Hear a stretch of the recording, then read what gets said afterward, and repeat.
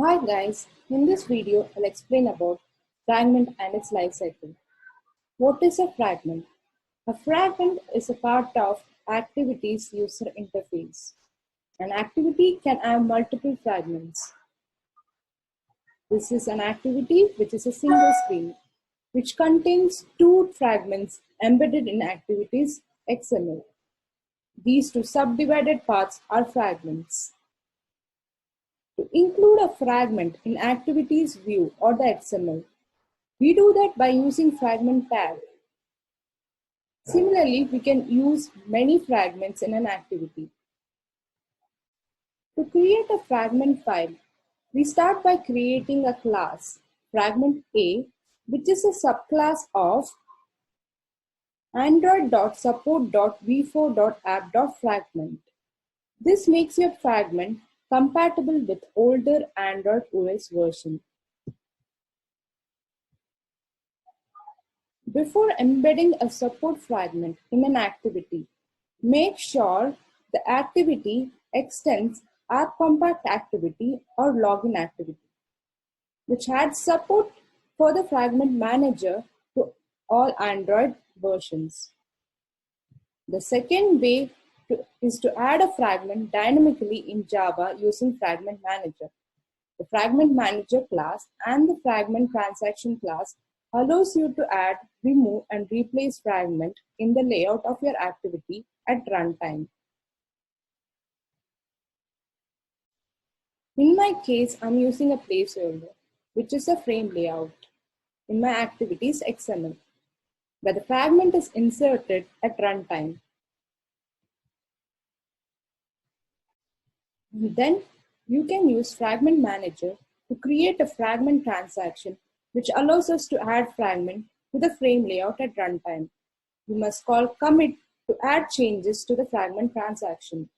If you want the fragment to be within the activity always, use XML to statically add the fragment, but in more complex cases where you want to dynamically add, replace, or remove the fragment, be sure to use the Java-based approach. Here, add is used when you want to add a fragment in activities state. Similarly, we can use replace, which removes the existing fragment and adds a fragment.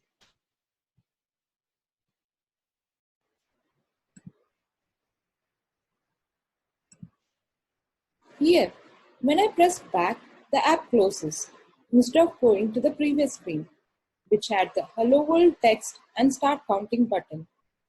The previous screen had fragment A as its subscreen, which is nothing but fragment. Now, you only want the subscreen to be closed on back pressed, not the whole screen. How do we do that? We can do that by adding this line. Many times,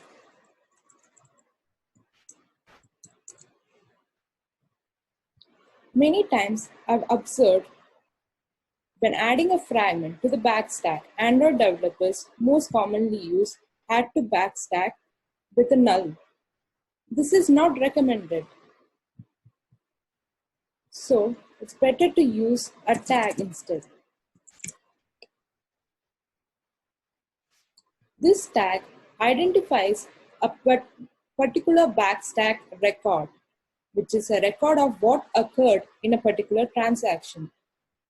This is useful for finding a fragment when your application is in a particular state. But keep in mind that the fragment needs to be added to your fragment manager. Add to backstack adds fragments to backstack record. So whenever back button is pressed, the latest fragment added is popped out.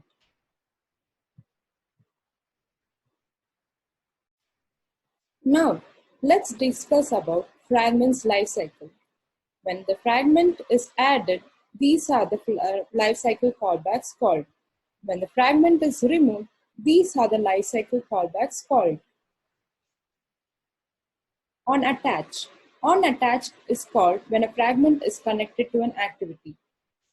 On create is called to do initial creation of the fragment, such as assignment of variables get intent extras, and anything else that doesn't involve the view hierarchy. That is, non-graphical initialization. This is because the method can be called when an activity's onCreate is not finished, and so trying to access the view here may result in crash. OnCreateView is called by Android once a fragment should inflate a view. OnActivityCreated is called when host activity has completed its onCreate method. Basically, it's used to access the view hierarchy and to restore the view state on configuration change. OnStart. OnStart is called when once the fragment is ready to be displayed on the screen. OnResume. OnResume is called when the fragment is visible and actively running. OnPause. The system calls this method to indicate the user is leaving the fragment. OnStop. When the fragment is not visible, then OnStop is called. OnDestroyView gives the fragment the chance to leave away any resources associated with the view. OnDestroy is called when the fragment is no longer in use. The fragment can clear away any resources it created. You can also deallocate any variable, which would lead to memory leaks. OnDetach, when the fragment finally loses contact with the activity, and you can clear all your listeners associated with the activity. I'm going to show you a demo with respect to the app to see what lifecycle callbacks are invoked when I add a fragment to an activity.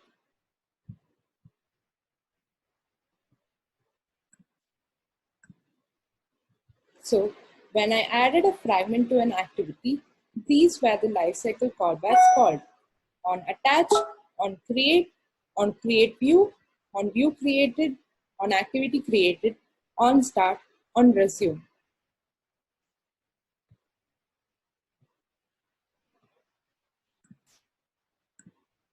And these are the lifecycle callbacks called when the fragment is removed from the activity: on pause, on stop, on destroy view, on destroy, on detach. This is my alternate explanation to the lifecycle callback chart you saw before. It is easier to interpret this way for some, where your on attach can be interpreted as on activity connect. On create can be interpreted as on create and initialize in specific. Fragment A contains all the lifecycle callbacks. And I was printing this using the logs which you saw before. As I explained, onCreateView is called for the fragment to inflate a view. It's a bad practice to access the reference to the views in this method, as view can be null, which would result in a crash. Best way to access the view's reference like this: on view created. On view created is called after onCreateView and ensures that the fragment view is non-null. Any view setup should happen here on view created. And let's see what happens if I return null on create view.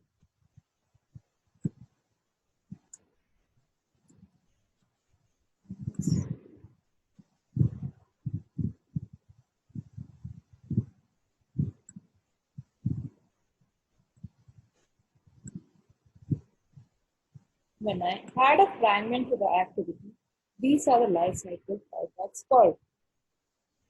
We don't see on view created being invoked.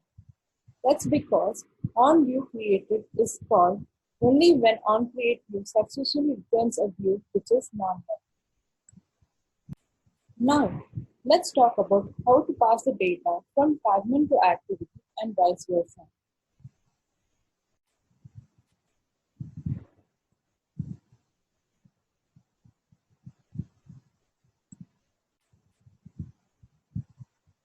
If we want to pass this counter value back to the activity, then I'll show you how.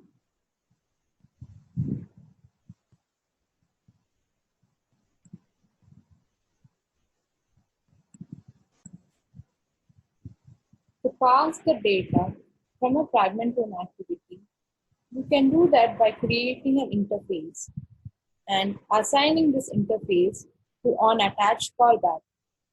Invoking this interface on click of button. Here, pass the data button would invoke that listener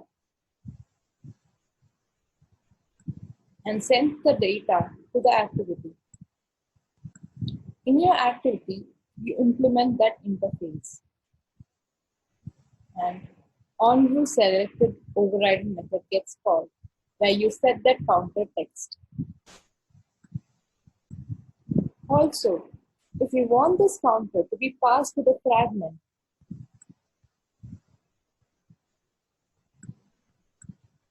if you want this counter value be passed to the fragment, an increment from this value shown. This can be done in two ways. Passing the data to the fragment instance method using a bundle, and the second approach is to invoke a public method in the fragment, which will be on activities onAttach fragment method. In passing a data to an activity or a fragment in Android, the bundle is used to contain the data and ship it to the activity or fragment to be launched. Bundle as put and get methods for all primitive types, parsables and serializable. The best and convenient approach is calling the fragments instance and send data at time. Every fragment by default has instance method. This is called an onMain activity, which would pass a counter value in its argument.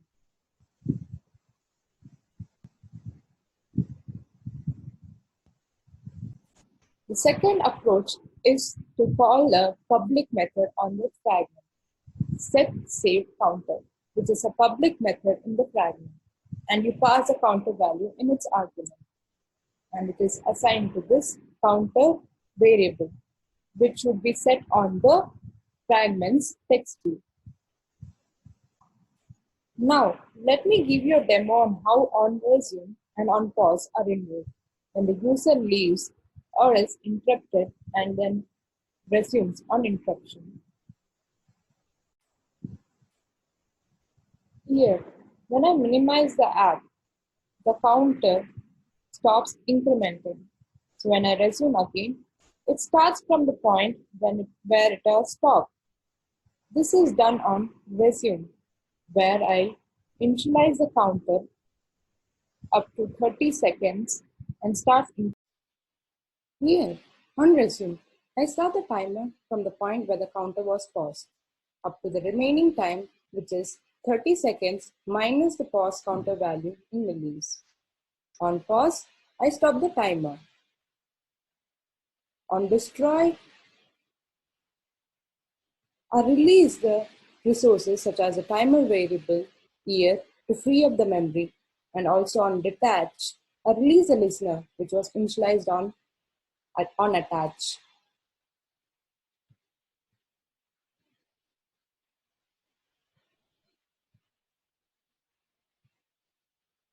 Because we are not sure when the garbage collection would happen, it's better to deallocate them like this before causing memory leak.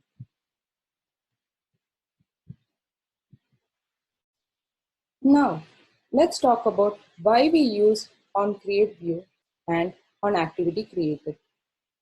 If your view is static, then moving any code to onActivityCreated method is not necessary. Therefore, we can eliminate using onActivityCreated method. But when you, for instance, want to update a view like this, where I'm updating the text view counter on this method, then you should do it on activity created, as well as restoring the view state should be done here, not on create view. I explain it in more detail with respect to the demo next.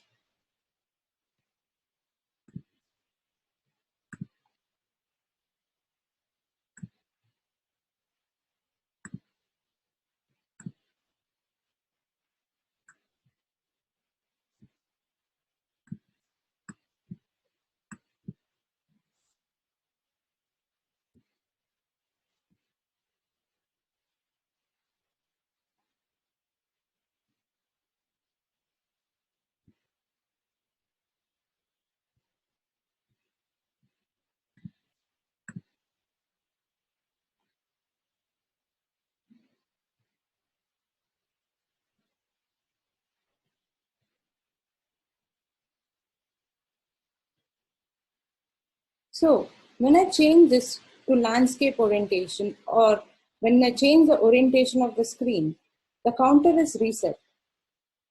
You see, from 10 it was reset to 1. Any idea why this is happening?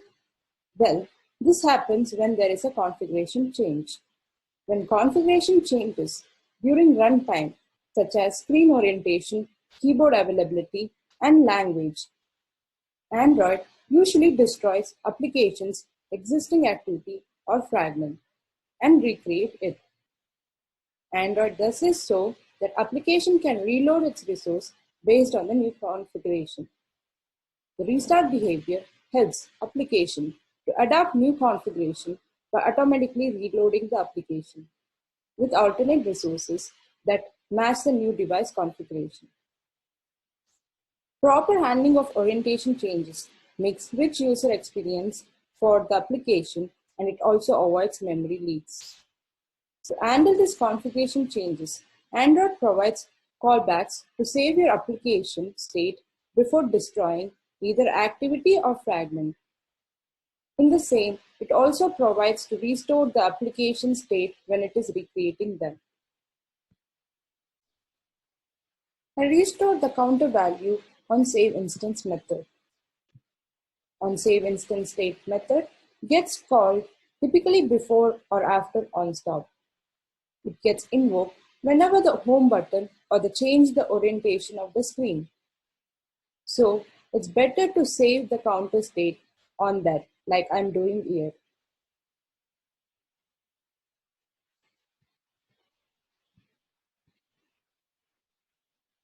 And access the state on create, like this.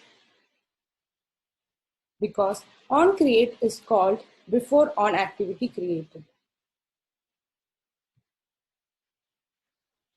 Although there is no harm in doing the same thing on activity created, the same thing over here.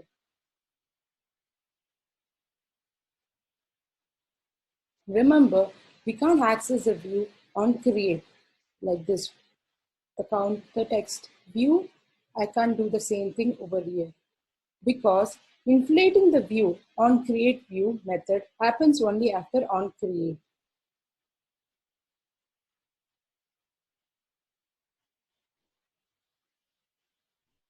So that's why accessing this counter text view on create would result in a crash. Now, let me start the app after retaining the counter value here.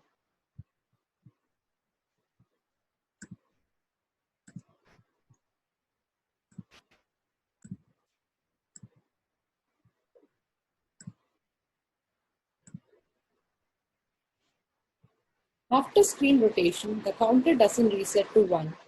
It starts incrementing from the point where it switched its orientation.